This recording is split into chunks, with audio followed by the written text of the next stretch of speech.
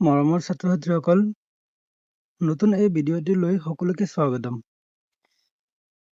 আমাৰ এই ভিডিঅ'টোত আমি এতিয়া ক্লাছ 10ৰ পুনৰ আলোচনাৰ ঘন আৰু ঘনমূল এই চেপ্টাৰটো আজি আমি আৰম্ভ কৰিম। ঠিক আছে? ঘন আৰু ঘনমূল কি বস্তু? এইটো আমি বৰ্গ আৰু বৰ্গমূল যিকেইটা পঢ়িছিলো তাৰ সৈতে বহুত কিবা কিবি মিল আছে। ঠিক আছে? যোনটো চেপ্টাৰ আমি এইটো পঢ়িছিলো এইটো চেপ্টাৰতে পূৰ্ণ আলোচনা চেপ্টাৰতে বৰ্গ আৰু বৰ্গমূল তাৰ হৈছে বেছি অংশকে মিল আছে। ঠিক আছে? অকমান বুজাই দিলে তোমালোকে পাই যাবা। ইয়াৰো কিছুমান ইয়াত ধাৰণা আছে, সাধাৰণ ধাৰণা। এই ধাৰণা মই তোমালোকে পঢ়িলে আৰু ভালকে বুজি পাই যাবা। তথাপি মই কিছু অলপ বুজাই দিম, তোমালোকে ভালকে বুজিবলৈ চেষ্টা কৰিবা। ঠিক আছে? এতিয়া চোৱা, এই ঘন আৰু ঘনমূল এই বস্তুটো আমাক কি বুজাইছে? ঘন মানে কি? এতিয়া সাপোজ আমি এটা সংখ্যা কিবা এটা এ বুলি ধৰিছো। ঠিক আছে? এক যদি আমি কিউব কৰো এইটো হৈ গ'ল ঘন। ঠিক আছে? ইয়াত যেহেতু ঘাতটো কি আছে 3, এই 3 ঘাতটো আমাৰ এইটো কি বুজাইছে? এইটো আমাৰ কি হ'ব? ইয়াত আমাৰ এই এটো 3 বাৰ পূৰণ হৈছে এইটোৱে বুজাব। ঠিক আছে? তাৰমানে ইয়াৰ পৰা কি গম পালো যে কিবা এটা সংখ্যা যদি আমাৰ 3 বাৰ পূৰণ হয় তেতিয়াহ'লে ইয়াকে ঘন হৈছে বুলি আমি ক'ব পাৰো। ঠিক আছে? এতিয়া ধৰা মই এটা সংখ্যা ললো 2, এই 2টো মই যদি 3 বাৰ পূৰণ কৰো 2 into 2 into 2 তেতিয়াহ'লে সেইটো কি হ'ব? 2 into 2 4, 4 into 2 8 অৰ্থাৎ 2 কিউব এইটো লিখিলে হ'ব। 2 কিউব মানে সেই ইকুৱেল টু কিমান হ'ব? 8 হ'ব। তে এই 2 কিউবটো এইটো কি হৈছে? 2 কিউব অৰ্থাৎ 2টো ইয়াত ঘন হৈছে। ঠিক আছে? কথাটো বুজি পালা? এতিয়া চোৱা, ইয়াত যে মই 2 ললো আৰু 2 প্ৰথমতে মই কি কৰিছো? ঘন কৰিছো। আৰু ঘন মানে কিমান হ'ব? 2 into 2 into 2। ইয়াৰ ফলাফল কিমান পাইছো আমি? 8, হয়নে? তেতিয়াহ'লে ইয়াত আমাৰ কি হ'ব?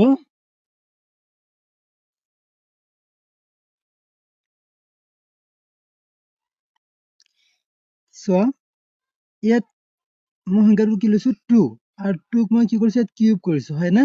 তেতিয়াহ'লে এইটো হৈছে আমাৰ কি? ঘন। ঠিক আছে? এইটো হৈছে ঘন। আৰু মই কোনটো সংখ্যা ঘন কৰিছো? 2। এইটো হ'ব ঘনমূল। ঠিক আছে? এইটো হ'ব কি? ঘনমূল। এইটো হৈছে ঘন। 2 কিউব এইটো হৈছে ঘন আৰু 2 হৈছে কি? ঘনমূল।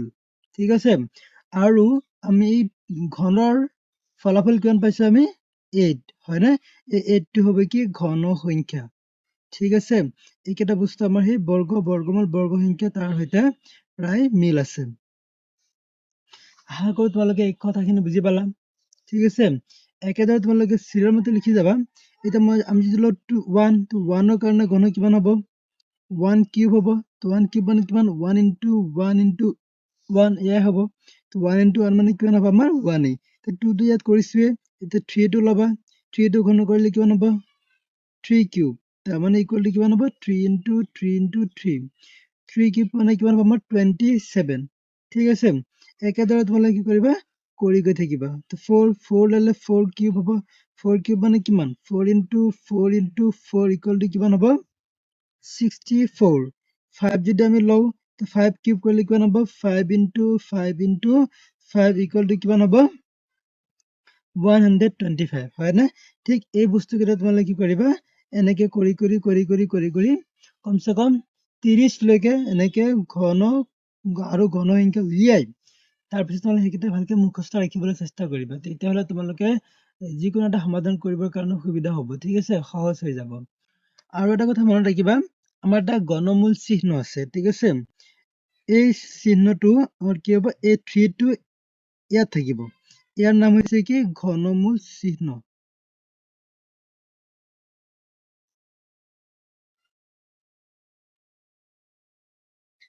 ঘনমূল চিহ্ন। ঠিক আছে? কি হ'ব আমাৰ? 3টো এই চুকত থাকিব আৰু সেই বৰ্গমূল যিটো আছিলে সেই চিহ্নটো দি ইয়াৰ চুকত এটা 3 থাকিব। এইটো হৈ যাব ঘনমূল চিহ্ন। ঠিক আছে? সদায় মনত ৰাখিবা।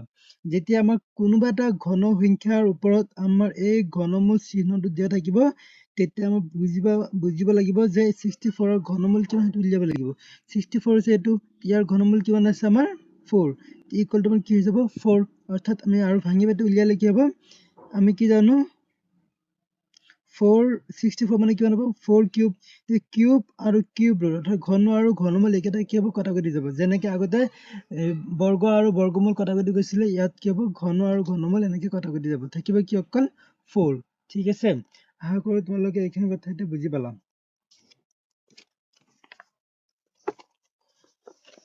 ইয়াত তোমালোকে এটা বস্তু মন কৰিবা এই তালিকাটোলৈ চোৱা আমি যদি কিছুমান স্বাভাৱিক সংখ্যা লওঁ তেতিয়াহ'লে মানে প্ৰথম 10টা স্বাভাৱিক সংখ্যা লোৱা হৈছে আমি যদি ঘন এই বৰ্গ কৰোঁ বৰ্গ কৰিলে হ'ব 1 1 ৰ বৰ্গ 1 2 ৰ বৰ্গ 4 3 ৰ বৰ্গ 9 4 ৰ বৰ্গ 16 এনেকৈ কৰি গৈছে আৰু 1 ৰ ঘন 1 2 ৰ ঘন 8 3 ৰ ঘন 27 4 ৰ ঘন 64 5 ৰ ঘন 125 6 ৰ ঘন 216 7 ৰ কাৰণে 343 8 ৰ ঘন 512 9 ৰ ঘন 729 10 ৰ ঘন 1000 ঠিক আছে প্ৰথম 10টা ঘন আৰু ঘন সংখ্যা ঘনমূল একেটা লোৱা হৈছে ঠিক আছে এইকেইটাৰ পৰা আমি কি পাওঁ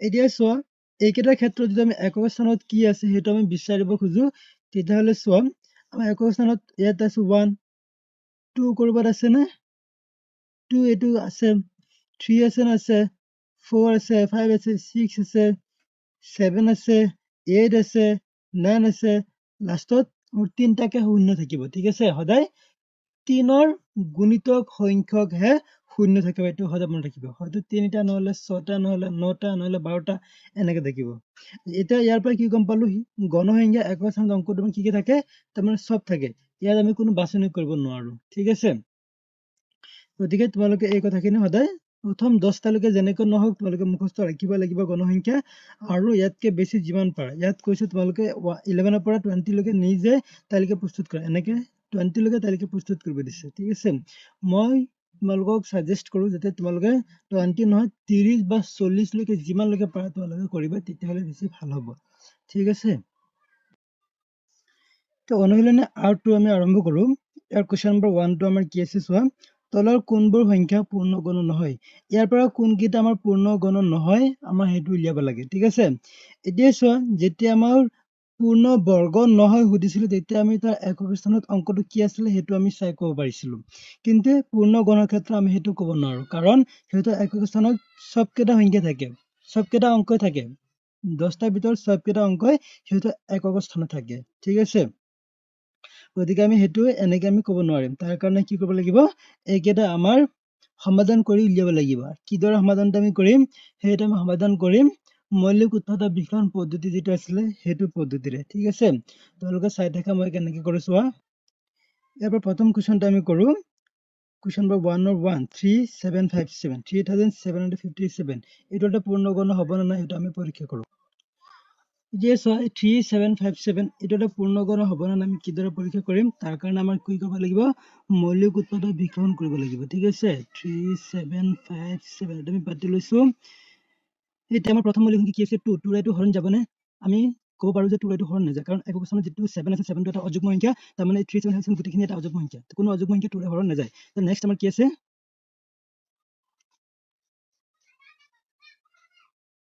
3 ৰেটো যাবনে 3 ৰে যাব পাৰে আমি পৰীক্ষা কৰি চাব লাগিব সো 3 3 এবাৰ যাব 7 যাব দুইবাৰ 15 যাব তিনিবাৰ 7 ত নাযায় ঠিক আছে 15 যাব পাঁচবাৰ কিন্তু 7 ত নাযায় ঠিক আছে গতিকে 3 ৰ আমাৰ নাযায় 5 ৰ নাযায় 5 ৰ যাব হলে একক স্থানত হয়তো আমাৰ শূন্য নহলে 5 থাকিব লাগিব তেতিয়াহ'লে আমি নিশ্চিতভাৱে ক'ব পাৰিম যে 5 ৰ হৰণ যাব কিন্তু নাযায় এতিয়া 7 ৰ যাব পাৰে নে 7 ৰ যাব পাৰেও কিন্তু আমি চেক কৰি ল'ব লাগিব ঠিক আছে এই 7 3 কেবাৰ যাব নাযায় 37 যাব 5 বাৰ থাকিব 2 25 যাব 3 বাৰ থাকিব 47 নাযায় গতিকে এইটো নহব 11 ৰ কেবাৰ যাব 11 যাব নেবাৰ চাই লওঁ 37 যাব 3 বাৰ থাকিব 440 যাব আমাৰ 4 বাৰ থাকিব 117 নাযায় এইটো নহব 13 গ'লে কিমান হ'ব যাব 2 বাৰ থাকিব কিমান 12 11 115 13 কেবাৰ যাব 8 বাৰ যাব 104 ঠিক আছে সো 104 গ'লে থাকিব কিমান আৰু থাকিব 11 তো 117 13 যাব 9 বাৰ ঠিক আছে আমি গম পাই গ'লে কি হৈ যাব 39 37 কেবাৰ যাব 2 বাৰ 13 টো 2 কৰিলে কিমান হয় 26 তো 37 ৰ পৰা 26 মাইনাস কৰি দিলে কিমান থাকিব আমাৰ 11 গো 5 লগত লাগিলে কিমান হ'ব 115 13 কেবাৰ যায় 8 বাৰ ঠিক আছে 13 * 8 কৰিলে কিমান হয় 104 তো 115 পৰা 104 বিয়োগ কৰিলে কিমান থাকিব 11 11 গৈ 7 লৈ লাগিলে কিমান হ'ব 117 117 ত 13 কিবাৰ যাব 9 বাৰ ঠিক আছে 13 9 যাব 117 হ'ল এতিয়া ইয়াত কি আছে 289 এতিয়া 289 টো এটা যৌগিক সংখ্যা মৌলিক সংখ্যা নহয় এইটো আমি কি সংখ্যাৰ হৰণ যাব 17 ৰে 17 ৰে কেইবাৰ যাব 17 বাৰ ঠিক আছে তো আমি এতিয়া ইয়াৰ মৌলিক উৎপাদক বিকলন কি হৈছে কি পালো আমি 17 into 13 so এটা পূৰ্ণগণ হবলৈ হলে আমাৰ তাৰ মৌলিক উৎপাদক বিকলনত প্ৰতিটো উৎপাদকে কেইবাৰকৈ আহিব তিনিবাৰকৈ আহিব লাগিব কিন্তু ইয়াত কোনোটোৱে তিনিবাৰ অহা নাই গতিকে আমি ইয়াৰ পৰা কি গম পাইছো যেহেতু 3757 ৰ মৌলিক উৎপাদক বিকলনত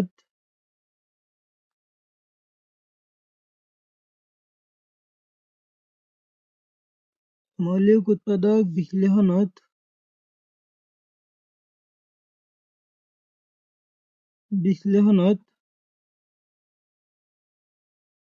উৎপাদকবোৰ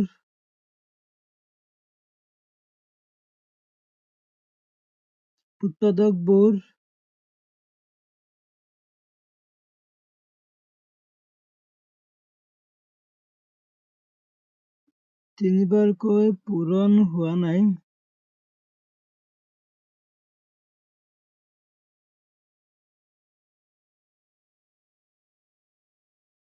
পূৰণ হোৱা নাই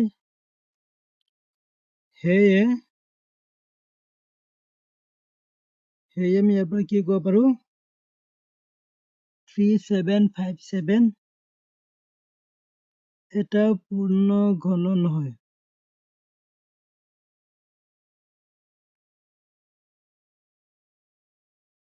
এটা পূৰ্ণ ঘন সংখ্যা নহয় ঠিক আছে তোমালোকে ইয়াৰ পৰা যেহেতু আমি গম পাইছো কি কোনো উৎপাদক তিনিবাৰকৈ পূৰণ হোৱা নাই ইয়াৰ পৰা নিশ্চিতভাৱে আমি ক'ব পাৰো যে কোনো পূৰ্ণগণ নহয় সেইকাৰণে তুমি ডাইৰেক্ট হে লিখি দিলে হ'ল এই মৌলিক উৎপাদক বিকৰণটো উলিয়াই ডাইৰেক্ট এইটো লিখি দিলে হ'ল গতিকে 3757 এটা পূৰ্ণগণ সংখ্যা নহয় ঠিক আছে আৰু এই মাজৰ এই শাৰীটো যদি সোমাই যায় তেতিয়াহ'লে বস্তুটো কি হ'ল আৰু বেছি স্পষ্ট হৈ গ'ল বুজি পালা এতিয়া চোৱা ইয়াত আমাৰ কি আছে 3375 ইয়াৰ মৌলিক উৎপাদক বিকৰণ কি আছে আমাৰ 5 টো তিনিবাৰ পূৰণ হৈছে 3 তিনিবাৰ পূৰণ হৈছে হয় নে গতিকে ইয়াৰ পৰা কি গম পালো 5 into 5 into 5 into 3 into 3 into 3 প্ৰতিটো উৎপাদক তিনিবাৰকৈ পূৰণ হৈছে গতিকে ইয়াৰ পৰা কি গম পালো যে 3375 এটা কি হয় পূৰ্ণগণ হয় ঠিক আছে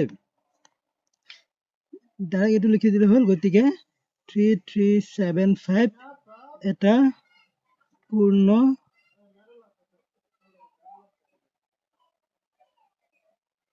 ঘন হয়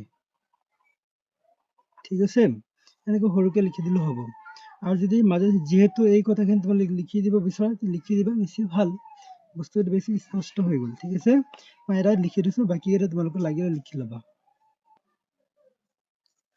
এতিয়া চাওক নম্বৰ 3 ইয়াৰ মৌলিক উৎপাদক বিকলনটো কি হৈছে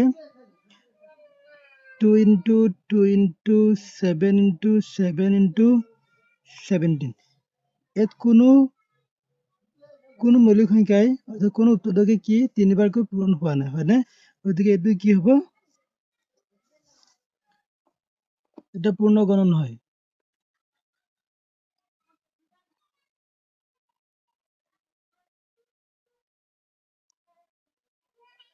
এটা পূৰ্ণগণ নহয় ঠিক আছে এতিয়া চোৱা ইয়াৰ উৎপাদক বিকলনটো কি হৈছে আমাৰ এইটো চোৱা 2 টো কেইবাৰ আহিছে 1 2 3 4 5 6 7 8 9 10 11 12 ঠিক আছে 4096 ৰ আমাৰ মৌলিক উৎপাদক বিকলনটো কি হৈছে 2 into 2 into 2 into 2 into 2 into 2 into 2 into 2 into 2 into 2 into কেইবাৰ আহিল 3 6 9 10 এইটো তলত লিখি দিওঁ into 2 into 2 into 2 ঠিক আছে এইটো তিনিটা ভগাই দিলে 6 কি হ'ব আমাৰ পৰিপূৰ্ণভাৱে 3টাকৈ 4টা হৈ গৈছে হয়নে তাৰমানে এইটো কি ক'ব পাৰো আমি এইটো এটা পূৰ্ণ গণ হৈছে ঠিক আছে গতিকে আমি ইয়াৰ পৰা কি ক'ব পাৰো 4096 এটা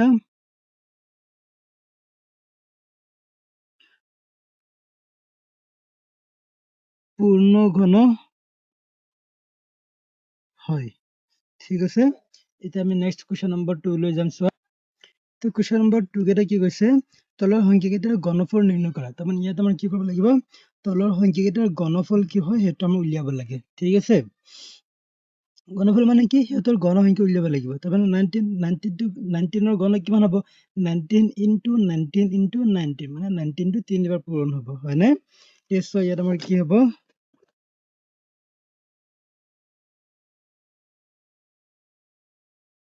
19 কিউব ইকুয়াল টু কিমান হ'ব 19 * 19 * 19 ইকুয়াল টু কিমান 6859 ঠিক আছে এইদৰে তোমালোকে লিখি গ'লে হ'ল 2 নম্বৰটো কি আছে চোৱা 21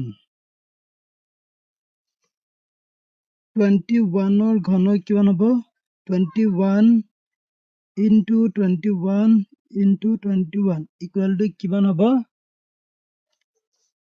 9261 ঠিক আছে একেদৰে 3 নম্বৰটো কিদৰে কৰিবা চোৱা 3 নম্বৰটো আছে 23 23 ৰ ঘনমূল আমাৰ ঘনসংখ্যা কিমান হ'ব 23 cube equal to 23 * 23 * 23 equal to কিমান হয় চোৱা 12167 তাৰমানে 12167 ঠিক আছে তে 4 নম্বৰ চোৱা আমাৰ কি আছে 27 তো 27 ৰ ঘনসংখ্যা কিমান হ'ব 27 cube equal to 27 * 27 * 27 equal to 19683 ঠিক আছে এইদৰে কি কৰিব লাগে আমাৰ মানকেইটা ঘনসংখ্যাকেইটা উলিয়াব লাগে হ'ল এতিয়া কি হৈ গ'ল আমাৰ কুৱেশ্যন নম্বৰ 2 গোটেইকেইটা আমি কৰি হ'ল ঠিক আছে তো কুৱেশ্যন নম্বৰ 3 টো চোৱা কি কৈছে তলৰ প্ৰতিটো সংখ্যাৰ ঘনৰ একক স্থানত অংক কি হ'ব এতিয়া এইকেইটাৰ ঘনৰ একক স্থানত অংকটো কি হ'ব এইটো আমি উলিয়াব লাগে এটা একদম সহজ ঠিক আছে প্ৰথমতে চোৱা এক নম্বৰটো কি আছে এটা 14 আছে হয় না 14 ৰ একক স্থানত কি আছে আমাৰ 4 এতিয়া তোমালোক এই তালিকাটোলৈ আহা যেতিয়া আমাৰ 4 থাকে 4 ৰ কি 4 ৰ ঘনসংখ্যাৰ একক স্থান কি থাকে 4 থাকে তো আমি কি গম পালো এই 14 ৰ ঘনসংখ্যাৰ একক স্থানত অংকটো কি হ'ব 4 থাকিব ইয়াত কি আছে আমাৰ 18 18 ৰ একক স্থান অংকটো আছে 8 একেদৰে আমাৰ কি হ'ব তে চোৱা 8 টো যদি আমি লওঁ 8 টো গণ কৰিলে কিমান হয় 512 যাৰ একক স্থানৰ অংকটো আমাৰ 2 আছে তাৰ মানে এই 18 ৰ ঘনসংখ্যাৰ একক স্থানত অংকটো আমাৰ কি হ'ব 2 হ'ব ঠিক আছে এইদৰে বাকি গোটেইকেইটা কৰিব লাগিব চোৱা এতিয়া আমি কুৱেশ্যনটো ইয়াত লিখিলো ঠিক আছে 14 ৰ ঘনসংখ্যা একক স্থানৰ অংকটো আমাৰ কি হ'ব এই বস্তু ডাইৰেক্ট এনেকৈ লিখি দিলে হ'ল যে 14 ৰ ঘনসংখ্যা একক স্থানৰ অংকটো কি হ'ব 4 এতিয়া কেনেকৈ হ'ব যদি স্পষ্টকৈ লিখিব খোজে তেতিয়াহ'লে এই বস্তুটো এনেকৈ লিখি দিয়া মই এটা পুৰা স্পষ্টকৈ লিখি দিছোঁ বাকীকেইটা শ্বৰ্টকাট লিখি দিম তাৰপিছত তোমালোকৰ যেনেকৈ ভাল লাগে তেনেকৈ লিখি ল'বা ঠিক আছে এইকেইটা এনেকৈ ডাইৰেক্ট কৰিবলৈ নাহে বিশেষকৈ MCQ আহে সেইকাৰণে মই এটা স্পষ্টকৈ বুজাই দিম ঠিক আছে সেনেকৈ তোমালোকে বাকী গোটেইকেইটা বুজি ল'বা আৰু খালি উত্তৰটো বাকীকেইটা লিখি ল'বা উত্তৰটো খালি জানি ল'লে হ'ল ঠিক আছে আৰু এটা খালি স্পষ্টকৈ লিখি ল'বা তে চোৱা এই বস্তুটো তোমালোকে সম্পূৰ্ণকৈ এনেকৈ লিখি দিবা তেতিয়াহ'লে কি হ'ব ইয়াৰ সম্পূৰ্ণ স্পষ্টকৈ ইয়াত থাকি যাব তেতিয়া পৰৱৰ্তী সময়ত তোমালোকে এই সমাধানটো চালে তোমালোকে বুজি পাই যাবা যে ইয়াৰ কথাটো কি গৈছিলে ঠিক আছে আৰু বাকীকেইটা খালি অকল এইখিনি লিখি যাবা যেনেকৈ 14 ৰ ঘনৰ একক স্থানত অংকটো হ'ব ইকুৱেল টু 4 এনেকৈ লিখি দিলে হ'ব ঠিক আছে আৰু সম্পূৰ্ণকৈ কি লিখিবা যেহেতু 14 ৰ একক স্থানত অংকটো ইকুৱেল টু 4 14 ৰ একক অংকটো কি আছে 4 আছে না নাই য'ত 4 কিউব ইকুৱেল টু 64 ৰ একক স্থানত ইকুৱেল টু 4 গতিকে ইয়াৰ পৰা কি গম পাম আমি 14 ৰ ঘনৰ একক স্থানত অংকটো হ'ব ইকুৱেল টু 4 ঠিক আছে এতিয়া চোৱা ইয়াত আমাৰ কি আছে 18 18 এর একক স্থানত অঙ্কটো কি আছে আমার 8 আমি কি জানো 8 কিউব মানে কিমান হয় 512 যাৰ একক স্থানত কি আছে 2 আছে গতিকে ইয়াৰ পৰা আমি কি গম পালো যে 18 ঘন কৰিলে ঘনৰ একক স্থানত অঙ্কটো কি হ'ব 2 এ হ'ব ঠিক আছে ইয়াৰ পৰা ডাইৰেক্ট আমি লিখি দিম যে 18 ঘনৰ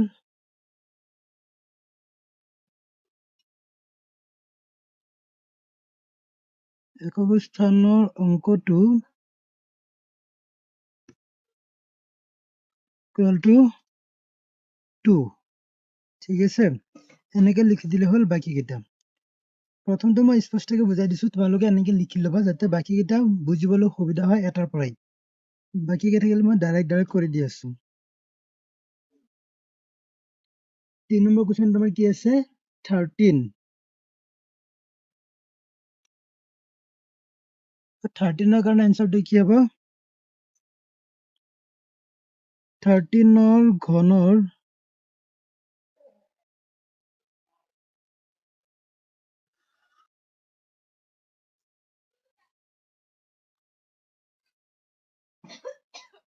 একক স্থানৰ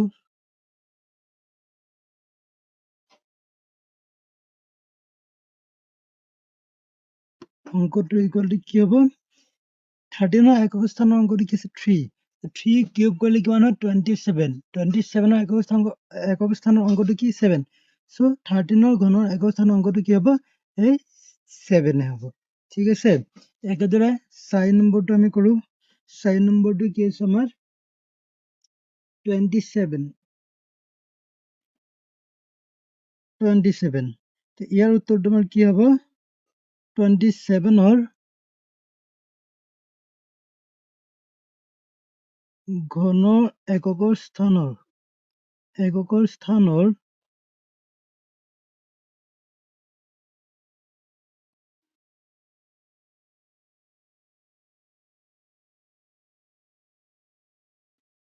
ঘনৰ এককৰ স্থানৰ অঙ্কটো ইকুয়াল টু কি হ'ব কি আছে 27 ইয়াৰ 27 একক স্থানৰ অঙ্কটো কি আছে আমাৰ 7 7 ক ঘন কৰিলে কিমান হয় 343 যাৰ একক স্থানৰ অঙ্কটো কি আছে 3 সো 27 ক ঘন কৰিলে ঘন সংখ্যা একক স্থানৰ অঙ্কটো কি হ'ব 3 হ'ব ঠিক আছে আশা কৰো তোমালোকে এইখিনি বুজি পালা হ'ল